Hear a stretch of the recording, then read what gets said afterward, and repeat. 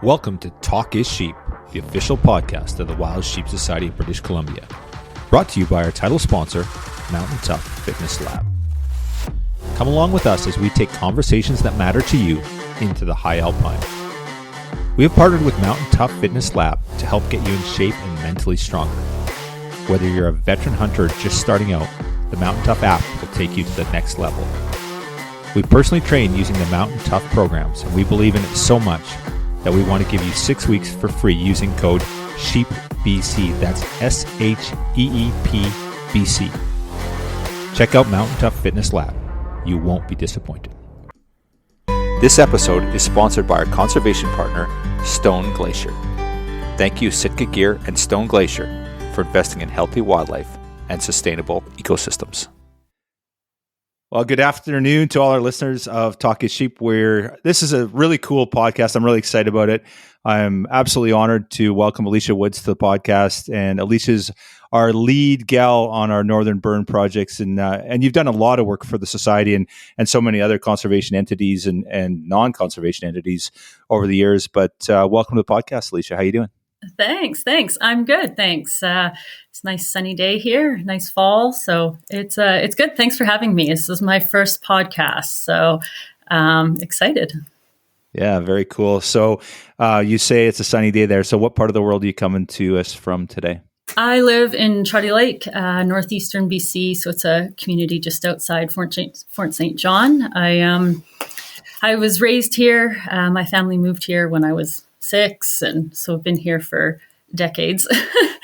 And grew up, went to school here. I left to go do my university degrees and then came back.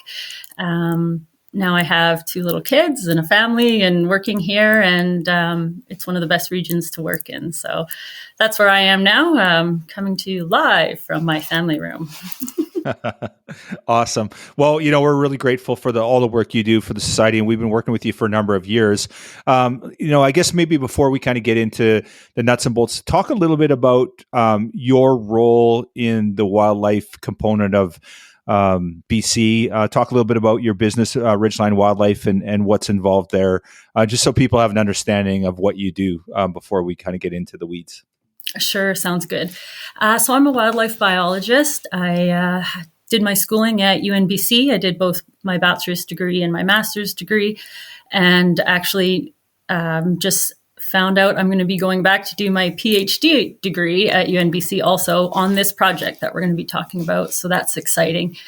I followed in my father's footsteps. He was a wildlife biologist up here in the Peace region as well, and I knew from a fairly young age that this is what I wanted to do. I was passionate about wildlife and about habitat, and I'm a hunter myself, so wildlife management in general. And that's what spurred me to go off and get an education. And since then, I've been back here. I've held a few different positions. I worked with government for a number of years and then left government. And now I've started out with my own consulting company. And most of what I do is project-based, focused on wildlife habitat. Right now, the majority of the work I'm doing is prescribed burn programs, specifically for wildlife habitat. And my values really are about what can I do on the ground. Research is awesome, and obviously, if I'm going back to school, I'll be doing more research. But what I really want to see as part of my job and do is on the ground work, and know at the end of the day that I did something for wildlife, I did something for habitat. So that's really the focus of what I do as a biologist and most of the projects that I work on in my company. So I'm a small company. It's basically just me and a few casual staff that I have come on to help me in the field. So just small, doing the best I can on some of these projects to try and make a difference. Well, very cool. Well, first of all, congratulations on your PhD. That's really exciting, and hopefully the society can support you on that. I know that there's programs where we work, and through the MyTax program, we've got a number of students right now. I know you had a student previously lined up for that program, and it didn't pan out. So this might be a great opportunity for us to collaborate and continue to support through that MyTax program, which is a phenomenal program. It's basically a private not-for-profit that gives out funding to support research and of course, a lot of things I want to dig into today that you just mentioned there. But one of the things I find interesting is you talk about the research component, right? And don't get me wrong, it's very important. But I know us as the society, we always want our money to, like, let's help sheep right now. Let's not do, and I get it, you got to do the research so you can set that up so you can finally do the project and benefit them, right? So, if you don't have a plan or you don't have the knowledge to do it, you can't do it. But that's one thing that's really exciting for us. And I know, talking to our friends at Wild Sheep Foundation, they were excited. Certainly components, I don't know if everybody was like that, but talking to individuals, they were super excited because this was an actual on-the-ground project. It wasn't collaring. Again, not that that's not important, but this is actually going to help wildlife. There's going to be more sheep on the mountain, more elk on the mountain, more whatever on the mountain, because we're doing this kind of work. So I think that's really, really exciting, a really exciting component of what you're doing. I guess from your perspective, and you are a biologist by trade, you're doing your PhD, so obviously you're going to be studying. How important is that? And I guess for you, like, is your passion operations, getting the work done, or is it about the studies? Like, from your perspective, how do you see that, Alicia? From my perspective, it really is about getting things done on the ground, that operational perspective. In this day and age, there's more and more that we almost have to prove and show, and that's where all this sort of monitoring research comes in. So in the Northeast, prescribed burning has been happening for decades. So the guide outfitters did it illegally years and years and years ago. And then the Ministry of Forests and Ministry of Environment also did a lot of prescribed burning back in the day. Most of that was for wildlife habitat. And so the region has a long history of prescribed burning. Prior to even the outfitters doing it, First Nations have used prescribed burning to maintain wildlife habitat, to maintain areas for grazing for horses. And so it's a well-known activity up here in the north. So even though we've been doing it a long time, most people in the region know the benefits of it. I worked with a biologist a few years ago who was not from region, but moved up to Fort St. John and worked here for a few years. And after spending a few years here, he said, I don't know what it is with locals. It's like burning is just in everyone's blood. People light their lawns on fire every spring. You burn the ditch every spring to get rid of that long grass. And unfortunately, well, and good and bad, that's happening less and less. So we've become a lot more afraid of fire, especially provincially. Regionally, there's still huge support for it. But because of the nervousness around it, and there is more push to have what we call monitoring. So is the prescribed burn doing what we want it to do? How do we know that? And so to answer those questions, we do have to do some monitoring before the burn, after the burn, looking at what our specific objectives are, and are we meeting those objectives? So if our objective is to make increase grass and decrease shrubs, we have to measure that so that we can report back to funding groups as well as government and the permit holder or the permitting agency that what we're doing is meeting our objectives. So it's become a big part of projects. I'd prefer to put 100% of our funds into just getting the work done on the ground and doing the burning. But this is sort of the reality of what these programs are like now, whether it's a burn program or whether it's a restoration program where maybe you're ripping up a seismic line or tree planting. All those type of restoration projects have a monitoring component to them. So unfortunately, it does increase the budget of the project too. So it is definitely a component that we've just sort of had to accept and understand that in order for the burns to move forward, the monitoring component has to happen. So, and that's a large, not a significant, well, it is. It's a large amount of funds that go towards the monitoring project. And in this project specifically, where we're burning remotely for stone sheep, everything's helicopter access. And so things get expensive real fast. We can't get anywhere on the ground. Well, we can, but it's horses and weeks and the project's so widespread across the region. Anytime you're using helicopters, the project gets expensive real quick. So, from a research perspective, there's definitely a lot that we already know about the benefits of prescribed burning, but there's a few additional things that we're wanting to look at, and that's more health related. So how sheep respond to health-wise, if we can measure health indicators to see if the prescribed burns are habitat treated with prescribed burns are influencing their health at all. So that's kind of the main component of this project from a research perspective. So on that note, and we don't want to throw any of our generous supporters under the bus. So that's not where I'm going with this. And of course, we're not going to single anyone out, but historically outfitters have done it for decades. Like you said, outfitters used to fly in their Super Cub, they'd throw a match out the window and good things happened, right? They would burn the habitat. There was lots of, and you hear so many times habitat and predators, you got lots of habitat and you deal with predators, you're going to have an abundance of ungulates. So that's pretty well documented, and it doesn't take a ton of research, but there seems to be this push, and it does, there's a capital cost there because, if we weren't spending a third of our budget on that, we could spend that extra third on more habitat enhancement. So do we get to a point where we're like, okay, we've achieved the objectives, we've proven now that, okay, yeah, there's more stone sheep now. Do they just leave us alone, or are we going to have to continue to jump through these hoops, or it's just the reality of a modern era that we're having to deal with?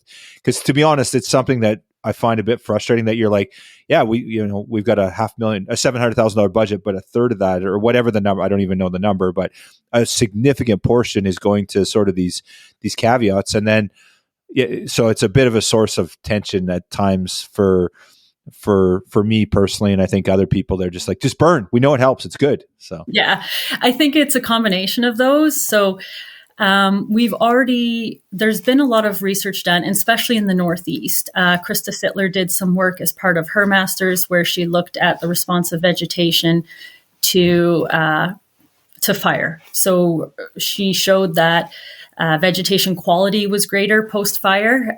She also had elk and sheep collared during her project and showed that if burning is done in the right way, we're not pulling the two species together.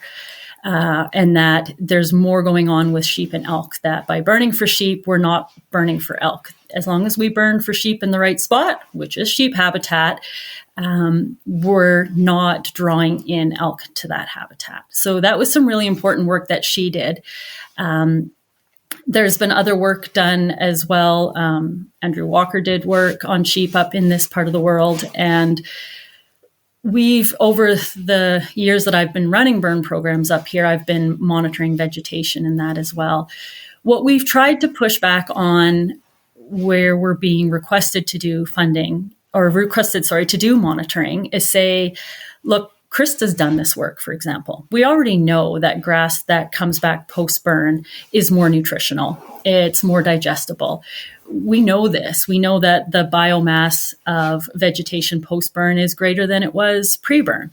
We also know that sheep like the new burns, that after about 5 years, that vegetation quality comes back to kind of pre-burn levels, and that the sheep move in quick and they want that new stuff. And after 5 to 7 years, it's still good, but it doesn't have that same nutrition. So we know these things. And I've been pushing back with the funding groups and with government that are requiring these monitor things, saying, we already know this. Why are we spending more money to do this. And, we know this in this area. It's not even saying, oh, this work was done in Bighorn Range, so it must be the same up here. We've done this work up here.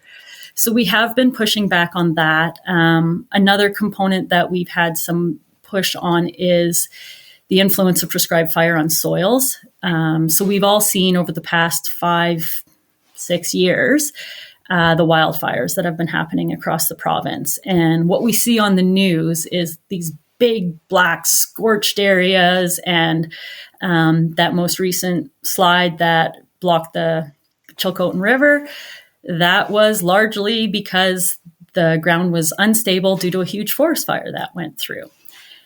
Well, that doesn't happen with prescribed burning, but there's been questions about, are you creating soil instability? Are you creating soil erosion by doing these prescribed burns? So there was a lot of HCTF in particular. So the Habitat Conservation Trust Foundation is HCTF. I'll try and avoid the acronyms.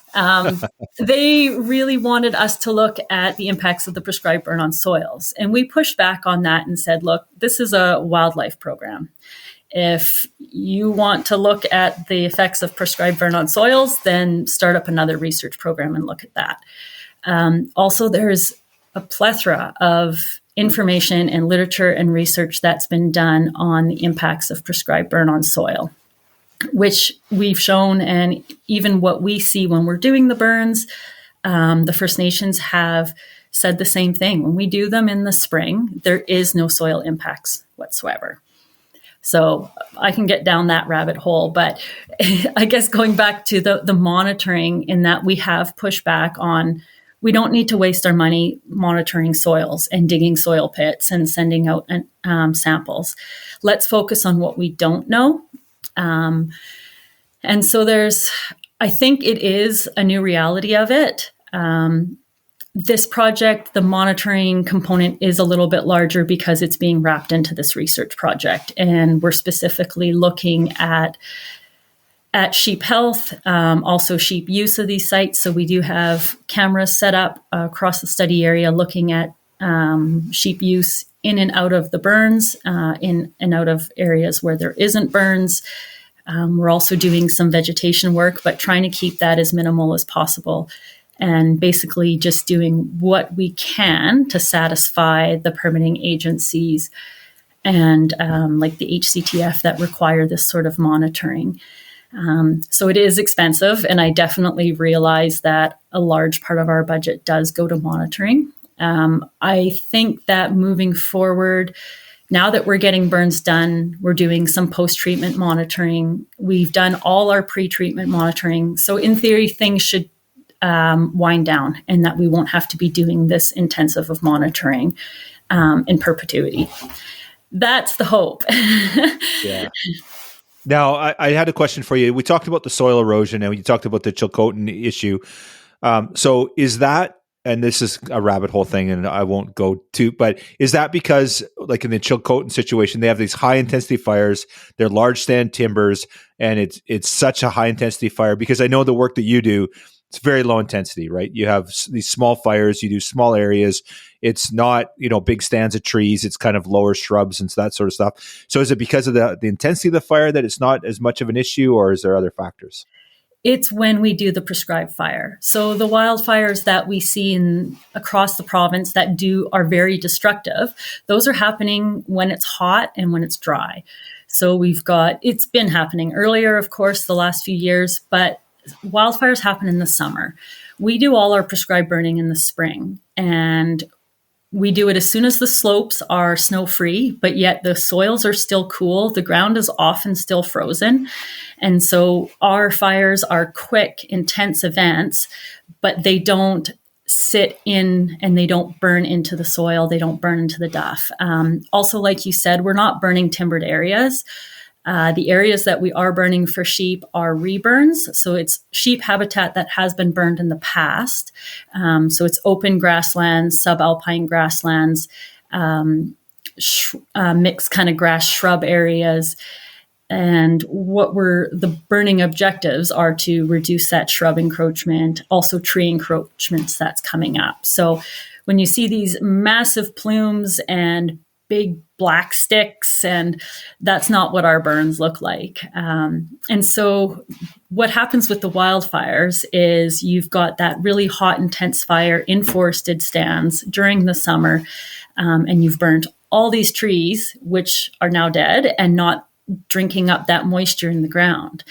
And then because of that, you've got all this, it's affected the hydrology of the site, the runoff. And so like in that Chilcotin area, all those trees that used to be there on those slopes that were sucking up that moisture and the rain, that's no longer there. So that affects that flow. And that's not what happens with our prescribed burns. And this has been something that I've been trying to communicate more and more with the crazy wildfire seasons we've had. After we've had these busy wildfire seasons, I started to think, okay, this is either going to be really good for prescribed burning or really bad for prescribed burning. Because people are going to hopefully see that, look, if we do prescribed burning, these wildfires will decrease in size and intensity. My other fear was that people would see the wildfires and go, why on earth are you lighting fires? But the big thing is it's different. It's very different. Within a few weeks of us being done the site, the goal is that you can't even tell it's burned. And the only reason you can tell it's burned is because it's bright green with grass, not black. So you've been doing some of this post-soil monitoring or post-burn monitoring. How soon do you see animals back on that landscape using it? Like, is it days, months, weeks, years? How soon? Usually quick. Within a week. As soon as that grass starts to grow, you get those new shoots coming back up. The animals will be right back in there. Krista's got a great photo from several years ago of the black slope, and you can see a ewe and a lamb coming through and just the odd little sprig of grass that they're coming back in to get. That new growth is what's so nutritious. And so the event itself isn't super disruptive, like the fire event itself. The animals are way smarter than us. Like you think about way back when there was that tsunami over in Indonesia or Thailand, and there was very few animals that succumb because they know those things are coming. So aside from the fact that we're there in the helicopter, they understand and react to fire. So you don't have animals being lit up in flames. And in wildfires too, like there's obviously some animals that are burned, but that's not the case with prescribed fire. And the disturbance is minimal. And then as soon as that grass starts coming back, the animals move in right away. It's really neat to see. Very cool. Now, with some of the burns that we've worked together on that you've led, the society supported, what kind of animals benefit from it? I'm always saying, it's not just sheep that benefit, right? But like, who are benefiting? Like, what are some of the species that you've seen back on their post-burn that are really benefiting from it?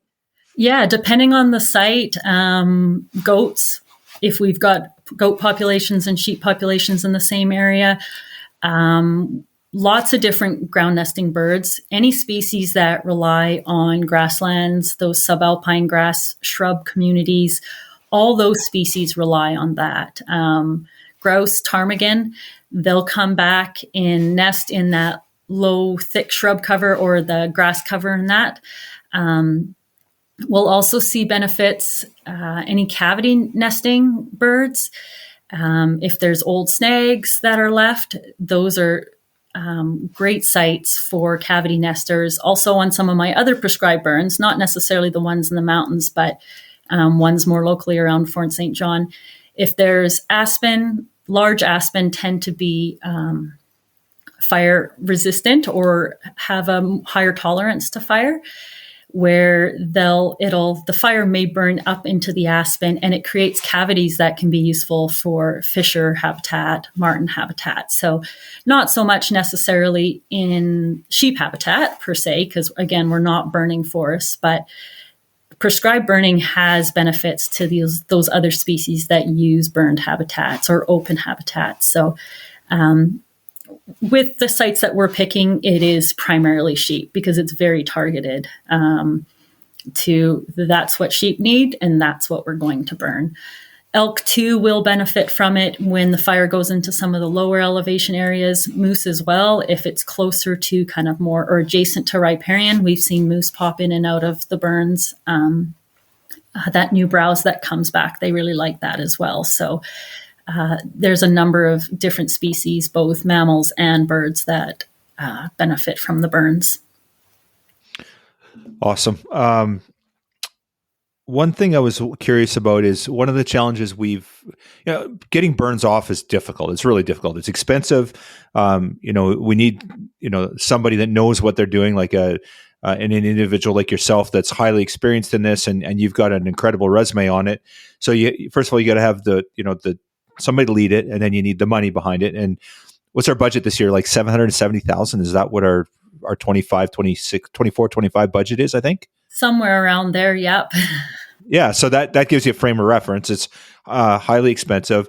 And then there's all this opposition. So, the public is scared of fire that we talked about. We have these funding restrictions from our funders that say, oh, you need to do this or do that, which increases cost.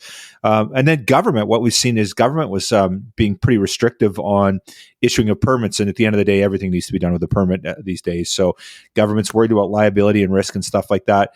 I feel like we've kind of cracked that code a little bit, that you've done a good job and you've sort of made some headway, and you got a bunch of approvals last year. Are we in good shape? Or is it still an ongoing process where we're always having to educate government on the benefits and try and get them on board? Right now, it's been going really well. So like you said, we did get a number of permits back in 2022. We were able to do 4 sites when we got those permits. Leading up to that, it was a real challenge. It took 2.5 years to get permits to do the burns. So it's a burn plan that you write out your prescription. How are you going to burn? Where you're going to burn? What are the site indices you need? And these permits require a sign off from the land manager. So on Crown land, that's the district manager with Ministry of Forests. If you're in a park, the land manager is the regional director. And after you get their sign off from the land manager, then it's got to go to BC Wildfire Service, who also sign off on the prescription part of it. That's the only permit we need, but it has been super difficult and very time consuming to get these permits. But like you said, I think we're over that hurdle now. We do have another 25 permits in queue. There's going to be more coming out this summer, or this winter. So we'll have a long list of areas that we can burn. I think that who government has in staff now are excellent. They're starting to push and support the prescribed burn programs. I hope that we're through the tricky part. Unfortunately, up here in the north, we don't tend to retain staff for a long time. So any changeover in government staff usually sets things back, as we're having to kind of re-educate people that come in on what the prescribed burn program is. Changes in the government too also can hold things up. As you coming into an election, things stop. As you leave an election, things stop. And so there's that period of time where things just don't happen, which is just part of the way it works. But things have been moving much more positively the last 6 months to a year with permits, and we have a bunch in our pocket now, and that really gives us a lot of flexibility to make sure we get some done, at least something done each spring.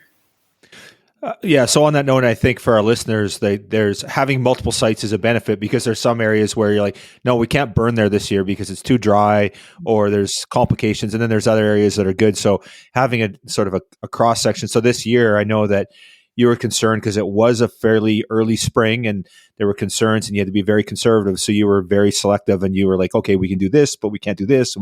So having that diversity is really important from what I understand.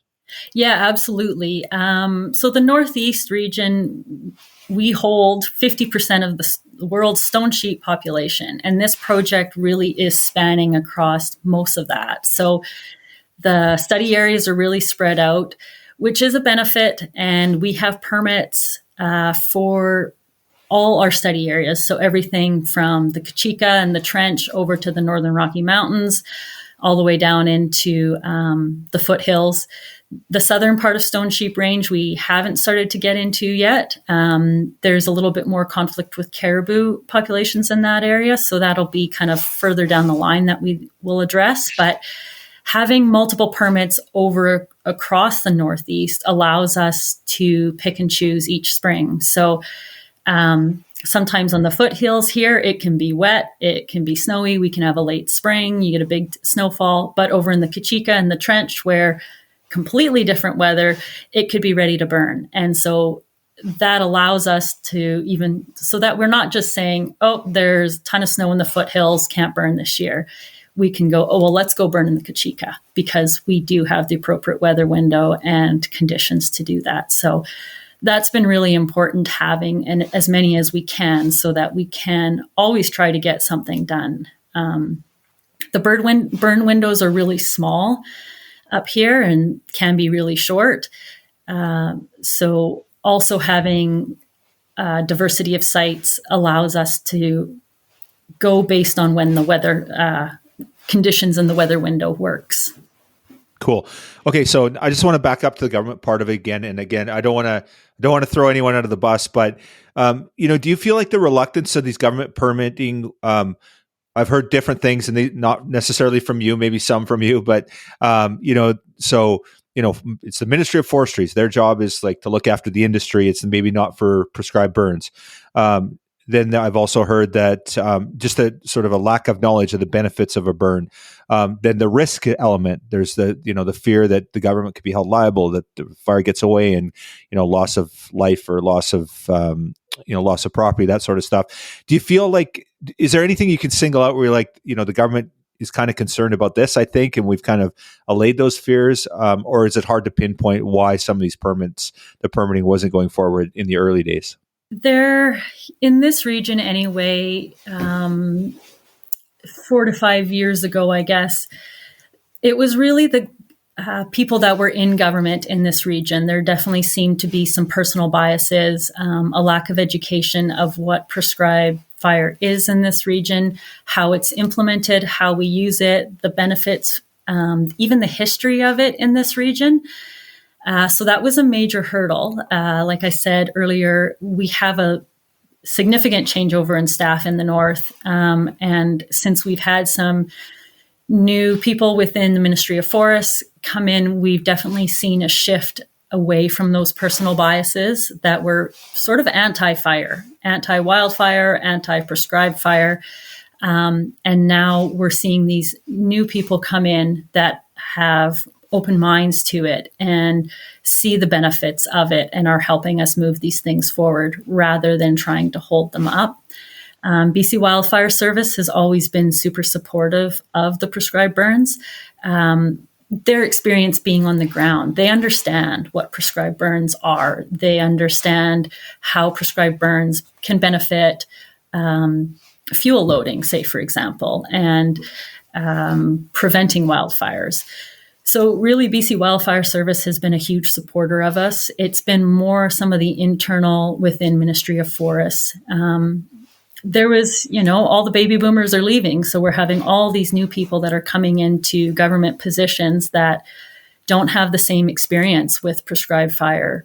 And so that's, I think, been one of the biggest hurdles. And that's what was really holding up permits in the past. And also it really complicated our projects in that it required us to do so much more, and which increased the cost. So government wanted us to do pre-burn birding assessments to make sure that there was no nesting birds on site. And instead of putting that back on professional reliance on people like myself as a biologist, they were making it a requirement and a permit condition, which costs more money because it's like another trip in the helicopter and out to the site to show that there's no birds breeding yet, because even though we know there's no birds breeding yet, because I've been out there and I've done this for many, many years.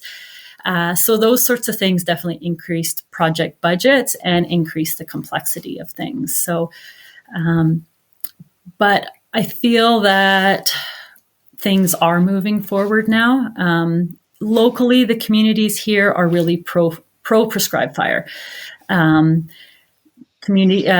public in general, the First Nations, they love to see it. They haven't been able to do it for many years just because of the whole Smokey the Bear syndrome, really. Fire became scary. Put it out, put it out.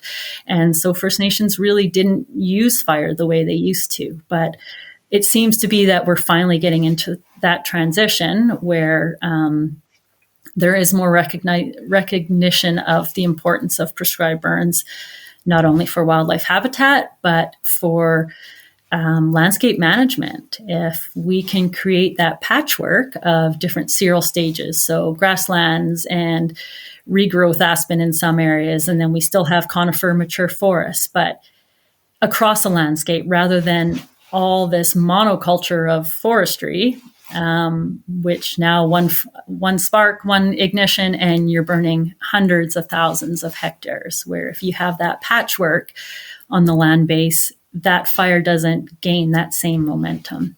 And so there's definitely, people are starting to see that now. And in the north especially, we haven't had the same scary events where homes are being lost the same way that it tends to happen in the Okanagan, lower populated areas. So, we're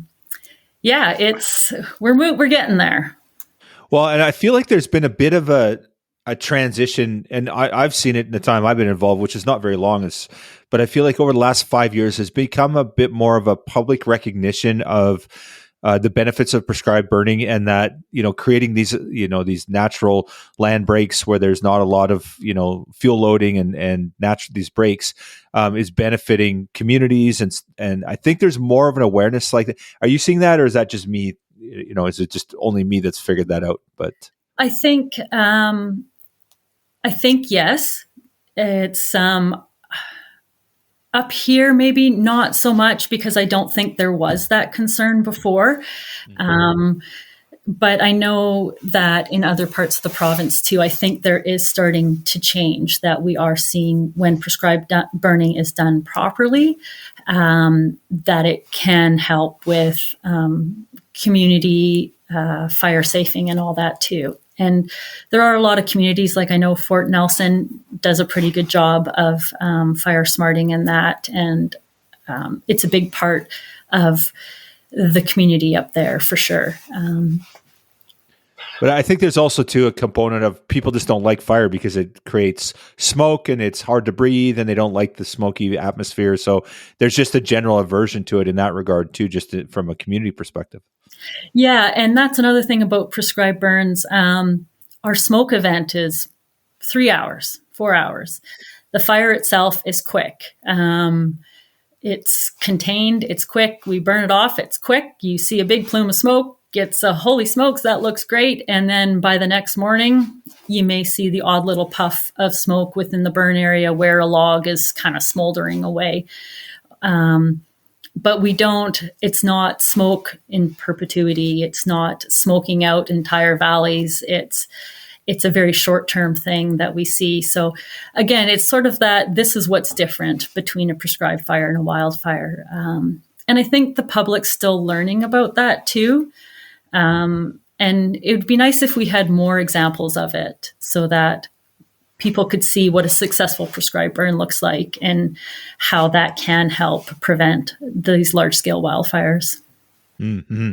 Let's talk a little bit about First Nations. So you said, well, I know that all the work that we do, like anything that anytime you go and do any work, you have to do it in consultation with First Nations. So there has to be that engagement process. And like you said, they've been very supportive. So they're in support of it, but they're not really doing much. I know traditionally a lot of First Nations did a lot of burning, and it was, I've heard some interesting perspectives on how they do it. It's not like the middle of the summer. It's like very late winter. There's still snow on the ground type stuff and very low intensity stuff like that. Talk a little bit about the First Nations component and, how much you're involved with communities on that aspect of it. Yeah, it's been really neat. Through my years of doing firework up here, I've spoken with a number of elders from a number of different communities in Treaty 8 as well in Quadacha and that. It's really neat to hear them talk about when they used to do their prescribed burning. They said, we do it in the spring. There's frost still in the ground, and then the moose come back like crazy, and that protects the soils. And to me, that's very validating that we're doing it the way they used to do it to see the same benefits. So we've had great support from a number of the First Nations. Halfway River First Nation has been awesome supporters. Fort Nelson First Nation also, they have a very strong sense of prescribed burning, and they have their own prescribed burn programs that they do in and around their traditional area there.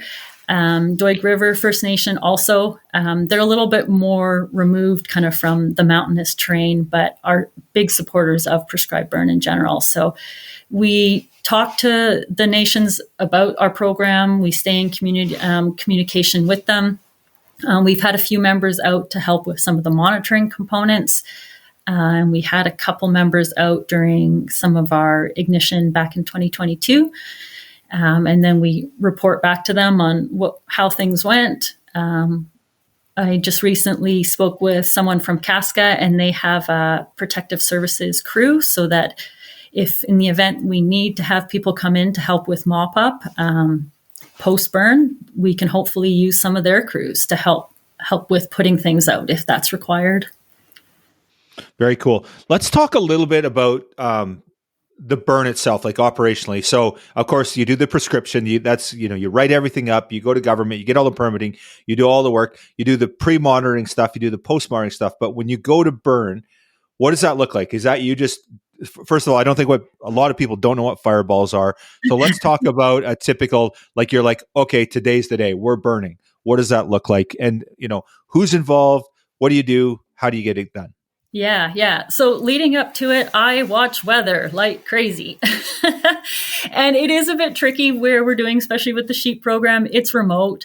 So I'm looking at Weather Network. I'm looking at Environment Canada. I'm looking at Norway weather, and I'm looking at Watson Lake and Fort Nelson and Fort St. John and anything in between to try and get a sense of what's happening on the burn site. We try and do a pre-burn flight to see, is it snow free, how dry things are, what's the snow like in the adjacent areas on the north facing slopes and the creeks.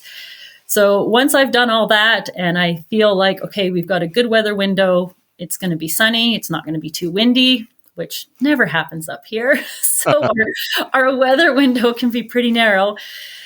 We get ready to go. And that usually involves the helicopter. We load it up with they're ping pong. They essentially look like little ping pong balls.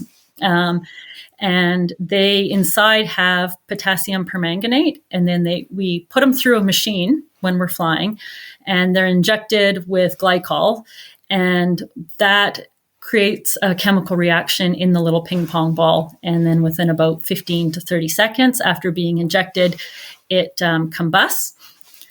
And so we load up the helicopter. We've got our machine, which is a plastic sphere dispenser, is what it's called, the PSD machine. And my helicopter pilot straps me in. We take the door off or slide it back and load up the PSD machine, which sits on the edge of the helicopter and then has a chute that goes down. So I load the balls in. It feeds them through, it injects them as they come through the machine, and then they drop down. And based on the speed at which we fly and the rate at which the balls are going through is how many balls go on the land base or on the ground. So burning generally happens after lunch. We try to hit the heat of the day. So one of the things about prescribed burning is we walk on the edge of good to scary. So we need to be right in those conditions where it's really good, but not too good. From a dryness perspective, from a heat perspective, we always need a little bit of wind, but not too much wind. We need some heat, but not too much heat. We need it to be dry, but not super low humidity. And so once we've hit all those boxes, we can check the site and start lighting. And usually what we do is light the top of the slope. So all our burns for sheep are on slopes, steep slopes, generally grassy, usually surrounded by rocky terrain, shale slopes. generally bordered by rocky outcrops on top, or the alpine, which is generally still snow covered when we're burning. So we light a line along the top of the slope. It lets it burn up into that snow or into that rock face kind of slowly, and that creates a natural kind of fire guard that we've put in before we light the rest of the slope. The next thing we do is light one of the flanks or the sides on the downwind side of the polygon, so that if the wind picks up and takes the fire, we've got that kind of black line there to stop it from gaining super momentum. Once we're happy with how we've lit the top and the flanks, we usually start at the bottom then, just above where we want the fire to be, and fly parallel to the slope, kind of back and forth, dropping as many balls as we need to drop to get the fire going. I have some really great photos when the balls drop and they ignite, and then they start to burn the patch around them and the grass around them. And then as it burns that grass, the patch gets larger and larger. And so from the air, you can see these little spots that are burning. And then shortly, like as they start to burn, they join together, and then you end up with a fire line moving up, which takes the slope. And then once we're done with the lighting, we sit, we wait, we watch, make sure that everything stays where we want it to stay, take a bunch of pictures, and we sort of babysit it for the rest of the afternoon.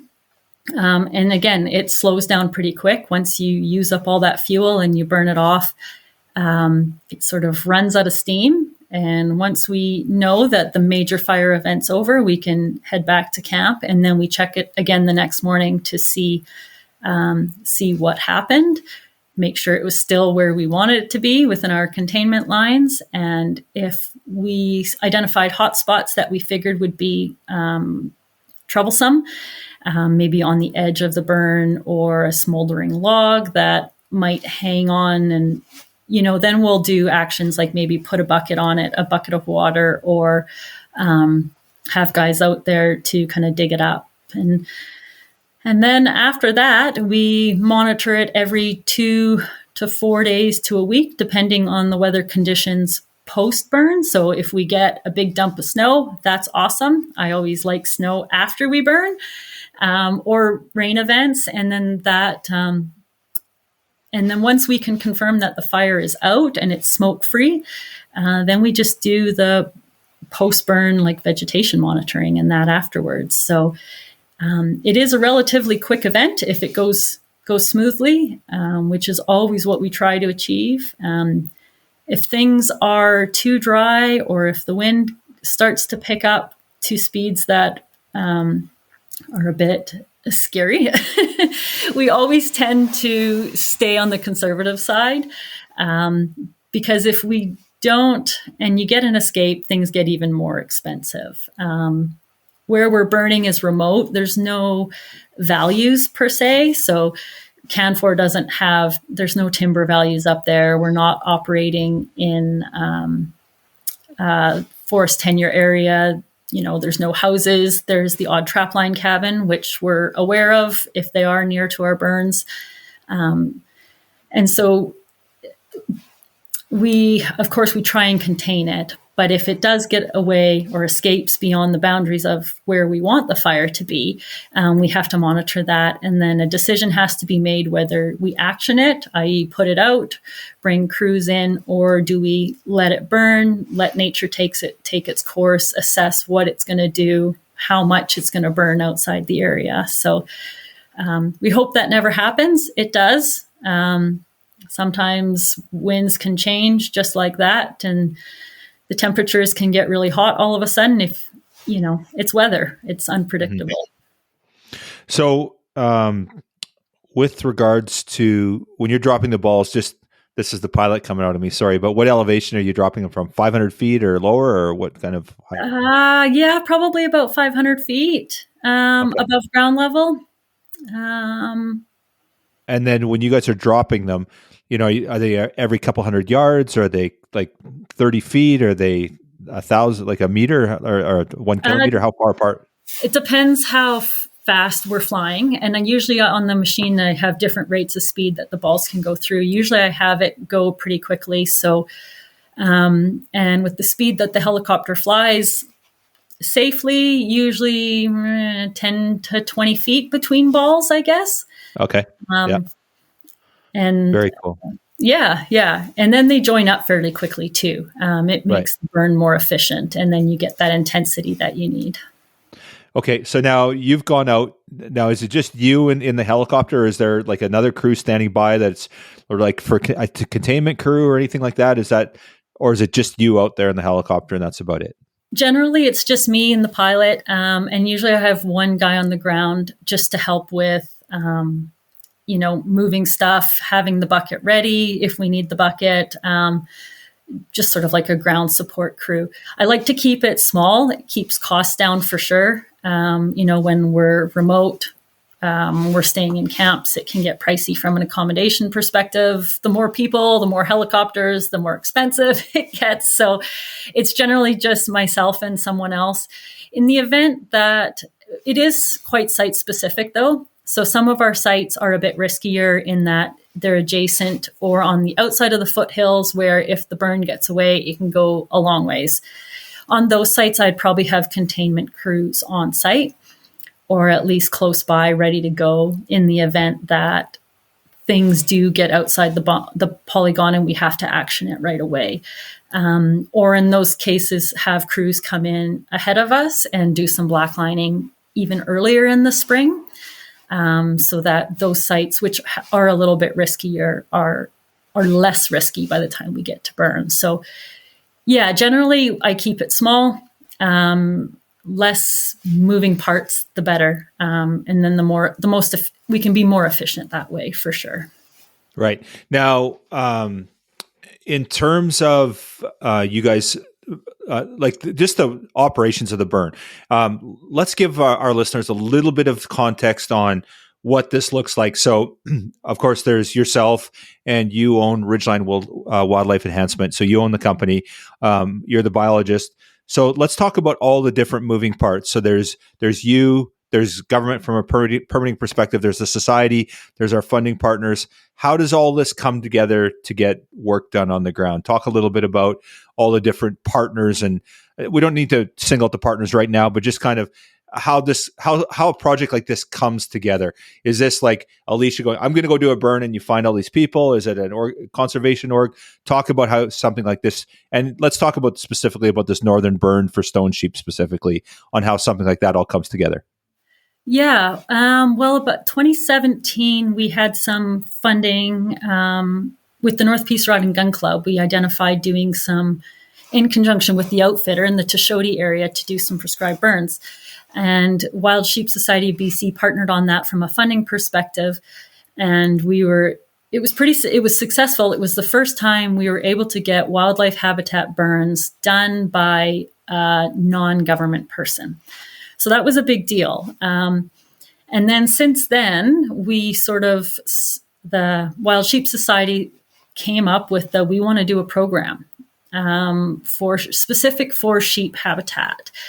And you guys approached me. And so we started on what are we going to do, and how are we going to do this, and how are we going to fund it? And that was back in 2019, I guess. And I sort of take over from this is about sheep. Where are we going to go? What's going to work the best? What's going to have the maximum benefits to sheep?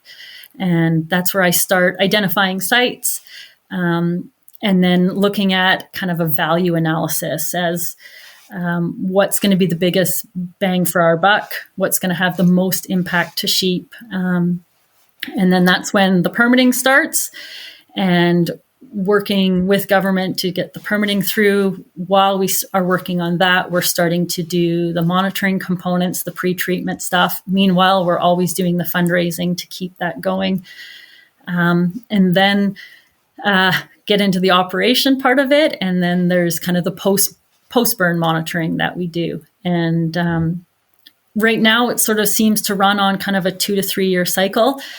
So like I said, we've got enough burn permits for the next 2 to 3 years to keep us busy. And then in the next year or two, I'll probably start to develop more burn prescriptions for additional sites, which will kind of start us back in that loop around to working with government again on getting more permits. So there's kind of an infinite amount of opportunity to burn, right? It's not like there's a lot of habitat that we can help that are going to benefit stone sheep. So it's kind of not like, oh, we'll just do a couple years of burning and then we're good and we'll walk away from it, right? No, I was actually thinking about that this morning. I can see doing sheep burns from now until I retire. Our region is huge. There's been a lack of burns on the land base for the past 10 years since government stopped doing them.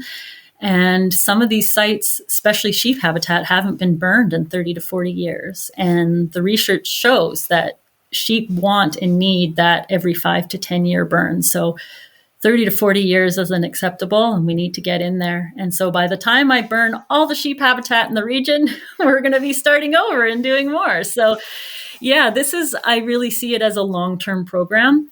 And that the intent is that we'll burn every year from now until I retire, and hopefully have someone else start doing the same thing. And just because sheep need that new stuff. They need those freshly burned areas to keep them in the right areas, in the right habitat that's suitable for them, where they can evade predators and have access to good quality food. Yeah, no, for sure. So one thing I was interested in is, and this is more, I'll put you on the spot here. I didn't preface you on this one, but in your experience as a biologist, stone sheep aren't exactly, off the charts doing well on the landscape, right? They're fine. They're there. It's not like they're going extinct, but it's not like they're thriving. There is probably more habitat that they could be using. What do you see as the primary issue there? Like if you're like, we need to focus on these 2 or 3 items that are absolutely crucial to benefit stone sheep.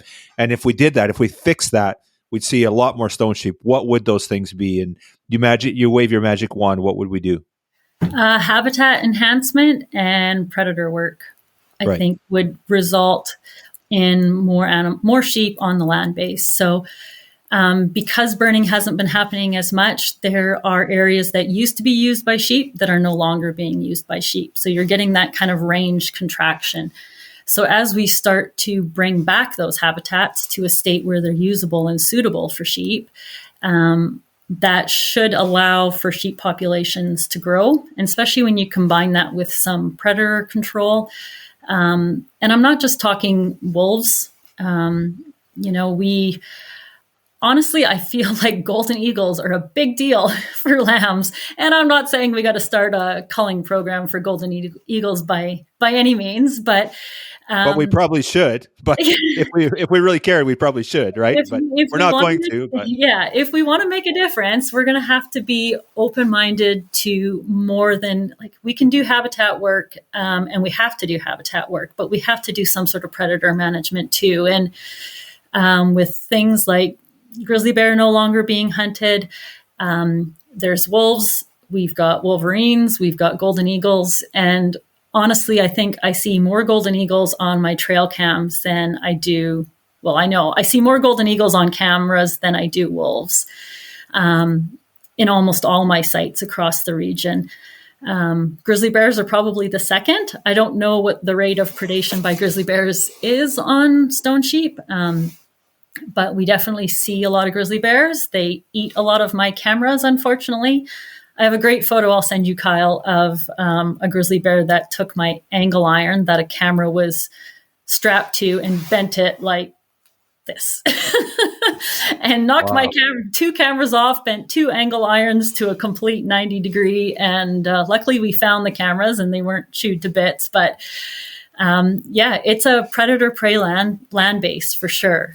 So we need to do habitat work to get back the habitat that's been lost. We need to continue to do habitat on the stuff that's being used by sheep.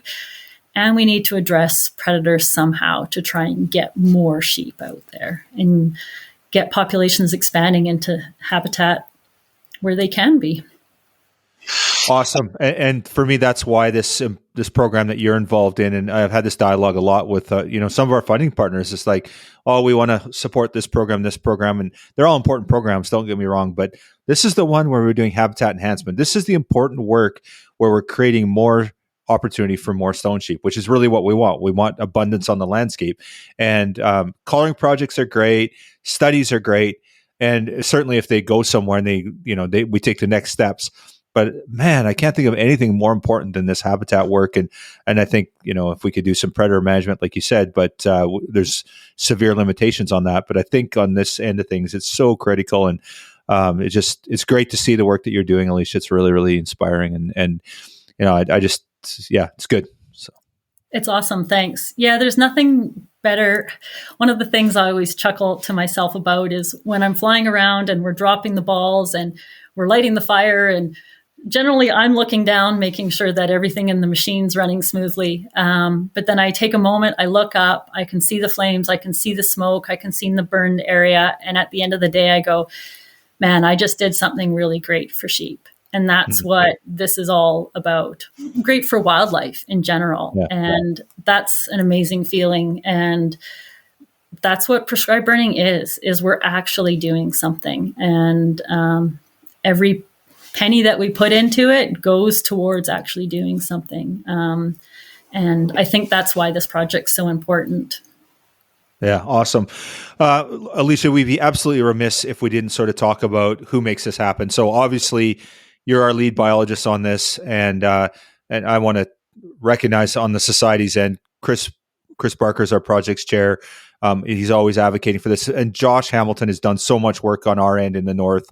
Others too, but Josh and Chris have been moving the needle, and Josh has been really involved and been a huge proponent, big supporter of the great work that you're doing. So on the society's end, we're really grateful for that, and then our membership and everyone that's contributed. But then we have so many funding partners. Of course, the society's put money into this. But Alicia, maybe talk about everyone that's been involved with over the years, dating back to those early days with North Peace Rod and Gun Club, and let's talk about everyone that supported this program to get us where we are today. Absolutely. So the Habitat Conservation Trust Foundation is one of our major funding partners that have been with us from the get-go. And part of their funds comes from the Forest Enhancement Society of BC as well. And so they're also a funding partner. North Peace Rod and Gun Club, the local club here in Fort St. John, they're amazing. They've provided funding, they've provided support, really engaged with the local First Nations as well and the public. Oh boy, you guys, Wild Sheep Society of BC, the amount of money you guys can raise is always mind-boggling to me. And I've been at the Northern Fundraiser in Dawson Creek, and I'm always so blown away by how passionate people are, especially in our region in Northeast BC, about wildlife. And not only the money that's given, but also the donations from local companies and that to our local outdoor sports store here is Backcountry in Fort St. John, and they've been amazing about giving us discounts on especially trail cameras and other equipment that we need. So they've been a big supporter for sure, always willing to give back to the community. Wild Sheep Foundation also has provided funding for the project over the since we started, basically, and all their funding partners as well. And I know Wild Sheep Society generates a lot of your funding from other groups as well, which you probably want to mention. Yeah, for sure. Well, Wild Sheep Foundation is one for sure. Like they've been they're one of our biggest partners in BC in the work that we do. And of course there's a bunch of places where their money comes from. First of all, the tag, the minister's special permit, gets sold in Reno, and that money goes to HCTF. Well, that HCTF money goes to support projects like this. So again, that it's almost double dipping there in the sense that so they're contributing there. But I think it was 2 years ago, WSF gave us $250,000 towards northern burns. And that's the sort of stuff that makes a huge difference. At $250,000 US, and then I think we're okay. We got funding for this year. Did they tell you the number? I think we can talk about that here. Not yet. I chatted with Kevin and heard that we were getting money, and that they approved the project. So that was great. I haven't heard yet what amount. So Yeah, I think they're committed to making sure our whole commitment is sort of catered for. They're going to bring in funding partners as well, but they approved a big chunk of money, so huge amount of support from the Wild Sheep Foundation. Again, we'd be remiss, and without them, it'd be the amount of work we do would be diminished significantly. One of the challenges, though, that we've seen is last year we couldn't burn because of the conditions, and so everyone's like, "Well, you want more money, and you haven't burned yet." So, but we still have to feed the monster, right? All the monitoring work and all the prescription work and everything still needs to be done, and then we're getting funding for the next year. It's not like we're getting funding from last year. It's we got to find money because this year our budget's 770. So if we don't have any money, that's problematic. We can't go and ask after the fact for money. If we don't have the money, we don't have it. So, one of the things, Dallas Safari Club, they just let us know that we've been approved for some funding there through them. So they've been a partner in the past on this. They're going to be a partner again. Slam Club Ovis supported us last year with $10,000 donation as well.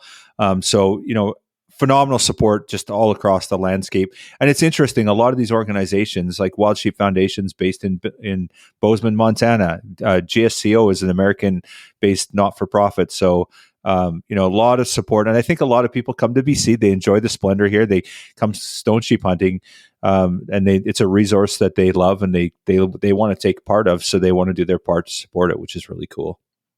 Yeah.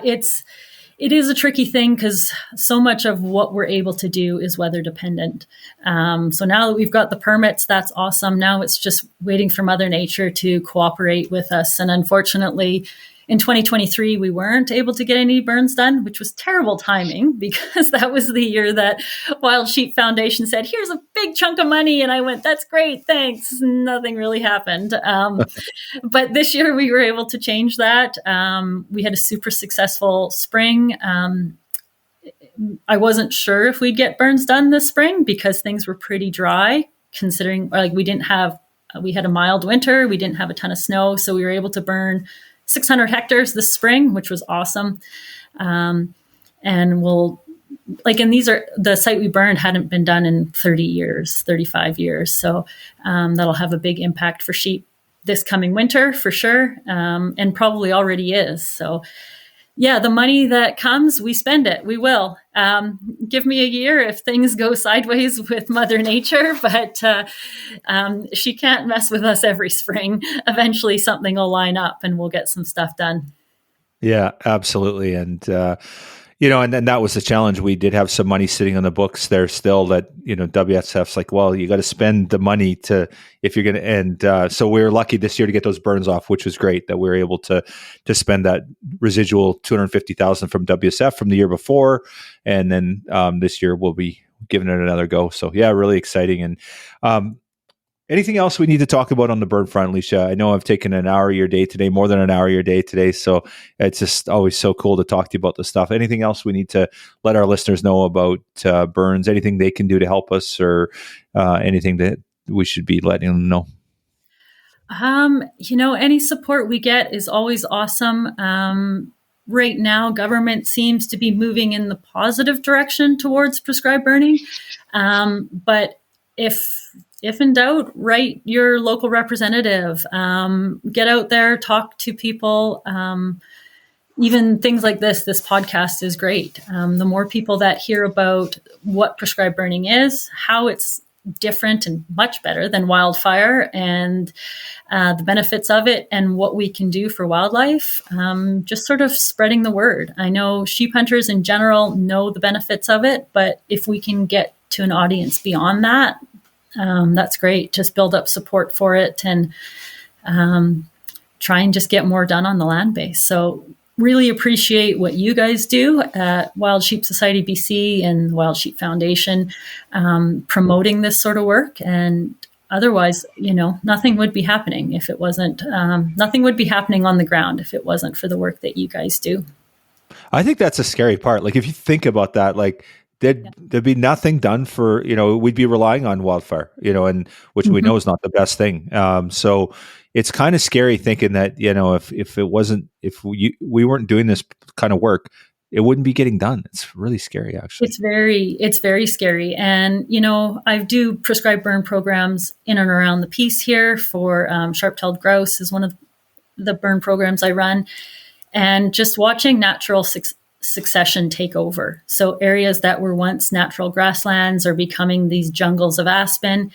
And if I wasn't pushing to get these prescribed burn programs done, these grasslands would be gone. And it is a scary thing, especially when you're around communities where they're not going to let the wildfire go to do something. We have to try and do it. And it's a bit disappointing that government hasn't taken that initiative themselves, and that it has been left up to nonprofit groups and like consultants like myself, and even the guide outfitters that are trying to do burning for range perspective. And the ranchers too are always trying to do prescribed burning as well for forage for cows, which has benefits for wildlife too. Yeah, I think it would be nice if government started to take that on. And if they weren't going to take it on, support it and fund it. We don't get a single cent from government. That was my next question. Do we get any T4W funding or any government funding? Yeah. So absolutely not. Zero. We don't even get in-kind support. Absolutely nothing. With the exception of BC Wildfire Service, who came out and helped us. They gave us a 12-man crew to help with some work back in 2022, which was awesome. But otherwise, this is 100% solely funded and operated by external groups, this program. So like you said, it's really scary to think that if we collectively weren't taking this initiative, sheep habitat would be lost, and elk habitat would be lost, and sharp-tailed grouse habitat would be lost all around us. Yeah. Well, it's awesome. Well, thank you, Alicia, for all you do and your team. And you guys do a fantastic job, and it's really exciting, and it's just fun for us to support it. And I know our members are incredibly passionate about it. They want to see these projects go forward, and particularly burning in the north and helping our stone sheep. So thank you so much for everything. Thank you. Thanks for having me today. And we'll keep burning. We'll keep doing the best we can.